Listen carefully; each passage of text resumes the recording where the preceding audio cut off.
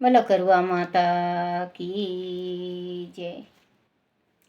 करुआ माता की कथा। एक साहूकार था, उसके 7 बेटे थे और एक बेटी थी। वह सातों भाइयों की प्यारी बहन थी। एक साथ ही बैठकर खाना खाते थे। एक दिन कार्तिक की चौथ आई तो उनकी बहन ने करवा चौथ का व्रत रखा। सारे भाई भोजन करने आए और अपनी बहन से बोले, आ बहन तू भी खाना खा ले। उसकी माँ बोली, आज वह खाना नहीं खाएगी, इसका करवा चौथ का व्रत है, जब चांद निकलेगा तभी खाना खाएगी।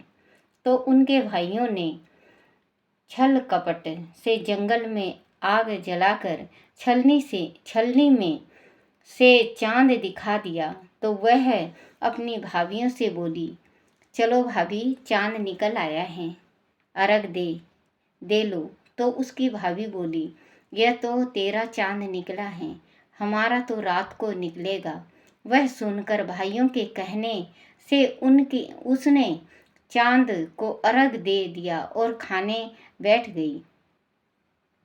पहला टुकड़ा तोड़ा, बाल निकला। दूसरा टुकड़ा तोड़ा, छींक मारी। तीसरा टुकड़ा तोड़ा तो राजा के घर से बुलावा आ गया कि राजा का लड़का बीमार है, जल्दी भेजो। माँ ने लड़की के पहनने के लिए 3 बार संदूक खोला। तीनों बार सफ़ेद कपड़े, सफ़ेद साड़ियाँ निकले। अब उसको सफ़ेद साड़ी पहना कर ही ससुराल भेज दिया। और माँ ने लड़की के पल्ले में एक सोने का सिक्का बांध दिया और बोली, रास्ते में जो भी मिले पैर पड़ती जाइयो,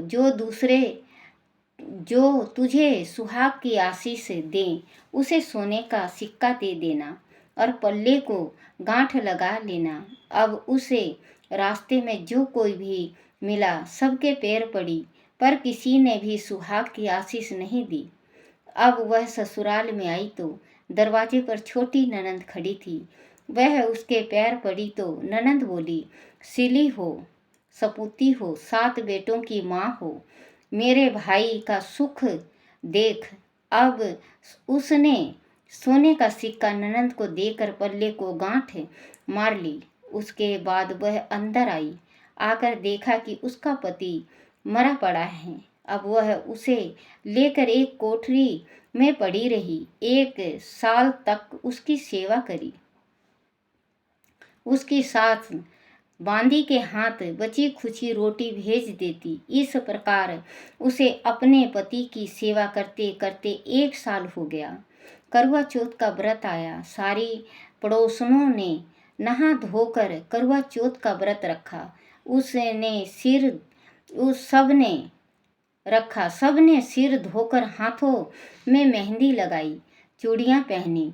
वह सब देखती रही। एक पड़ोसन बोली, तू भी करवा चौथ का व्रत कर ले। तब वह बोली, मैं कैसे करूं?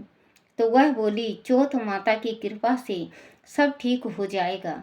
उसके कहने से उसने भी व्रत रखा। थोड़ी देर के बाद करुआ बेचने वाली आई। करवा लोरी करवा लो, भाइयों की प्यारी करवा लो, ऐसे करवे लो। एक करवे वाली, मेरे को भी करवे दे जा। वह कहने लगी, मेरी दूसरी बहन आएगी तो तेरे को करवे देगी। दूसरी आई, करवे लोरी करवे लो, भाइयों की प्यारी करवे लो। एक करवे वाली, मेरे को भी करवे दे जा। तो वह बोली, मेरी तीसरी बहन आएगी, वह तेरे को करवे देगी। इस तरह 5 बहन आकर चली गई, पर किसी ने भी करवे नहीं दिए। फिर छठी बहन आई और बोली, मेरी 7वीं बहन आएगी, वह तुझे करवे देगी। बस तू सारे रास्ते में कांटे बिखेर कर रख देना। जब वह खूब चिल्लाती हुई आएगी तो उसके पैर में कांटा चुभ जाएगा, तब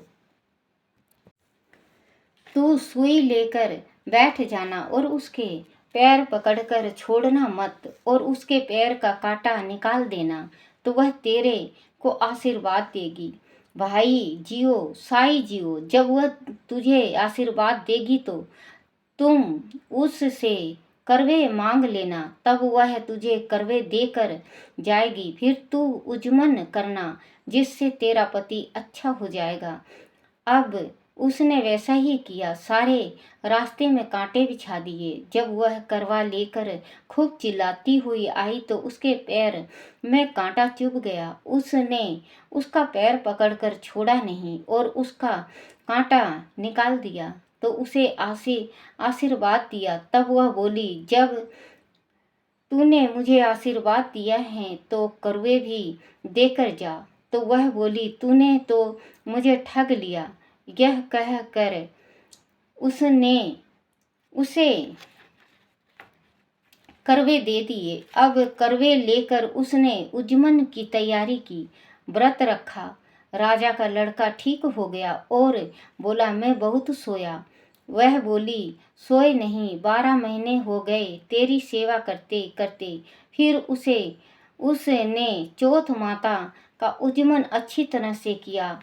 जब उसने चौथ माता की कहानी सुनी और उजमन करा, अब वह दोनों चौपड़ खेलने लग गए। इतने में उसकी बांदी तेल की पली और गुड़ की डली लेकर आ गई। दोनों को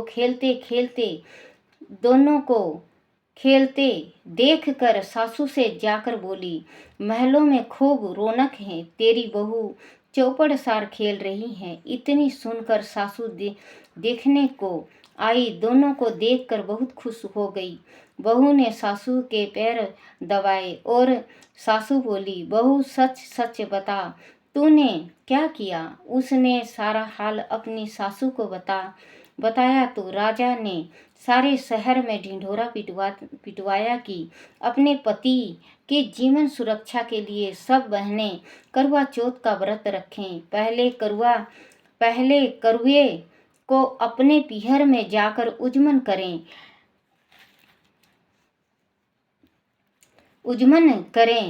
हे चौथ माता, जैसे राजा के लड़के को जीवन दान दिया वैसे सब किसी को देना।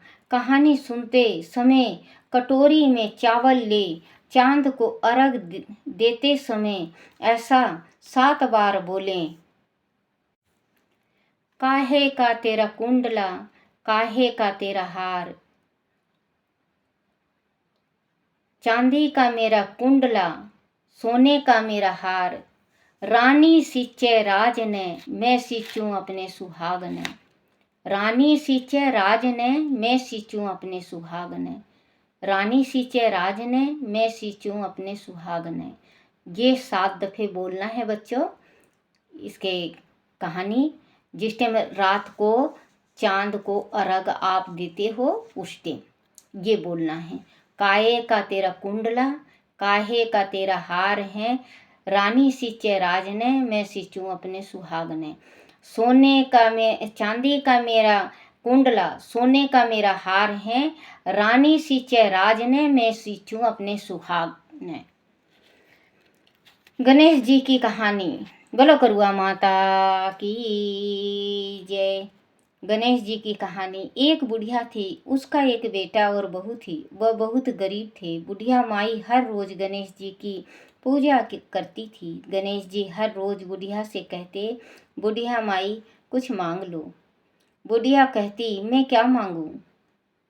तो गणेश जी बोले, अपने बेटे से पूछ ले। तो बेटा बोला, माँ धन मांग ले। बहू से पूछने लगी तो बहू बोली, सासू जी पोता मांग लेना। बुढ़िया ने सोचा कि दोनों अपने मतलब की मांग रहे हैं, सो पड़ोसन से जाकर पूछूं। वह पड़ोसन से जाकर बोली कि गणेश जी मेरे को बोले कुछ मांग ले। तो पड़ोसन बोली, पगली क्यों तो धन मांगे, क्यों पोता मांगे। थोड़े दिनों की जिंदगी है, अपने सुंदर काया मांग ले। घर आकर बुढ़िया सोचने लगी कि बेटा बहू भी राजी हूँ, उसकी भी माननी चाहिए। दूसरे दिन गणेश जी आए और बोले, बुढ़िया माई कुछ मांग। बुढ़िया ने कहा, मुझे सुंदर काया दे, सोने के कटोरे में पोते को दूध पीता देखूं, अमर सुहाग दे, निरोगा काया दे। भाई दे, भतीजा दे, सारा परिवार दे, सुख दे, मोक्ष दे। गणेश जी ने कहा, बुढ़िया माई तूने तो मुझे ठग लिया, सब कुछ मांग लिया। अब जैसे बोला है वैसा ही हो जाएगा। और गणेश जी अंतर्ध्यान हो गए। अब बुढ़िया माई के यहाँ सब कुछ वैसा ही हो गया। हे गणेश जी महाराज, जैसे बुढ़िया माई को दिया वैसे सब किसी को देना, कहते को, हुकारा भरते को, सुनते को, सबको धन माया देना। 4 घड़े अमृत भरे, 2 कहने वाले के, 2 सुनने वाले के। बच्चों, अब आप जैसे कहानी सुनने के बाद पैर छूते हैं दादी माँ का, सास का, जो पंडतानी आती है, मैं भी पंडतानी हूँ बेटे। मैं आशीर्वाद दे रही हूँ आप लोगों को। सदा सुहागन रहो आप लोग, बुढ़ सुहागन हो, भाई जीवो, साई जीवो, राम करके। आप लोगों के घर अगर बच्चा ना हो तो बच्चा हो, आप लोगों का बच्चा हो तो बच्चों की उम्र बहुत लंबी हो, और आप लोगों के घर में माँ लक्ष्मी का वास हो।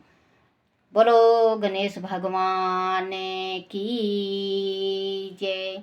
सदा सुहागन रहो मेरी बहनों। बोलो माँ करुआ की जय।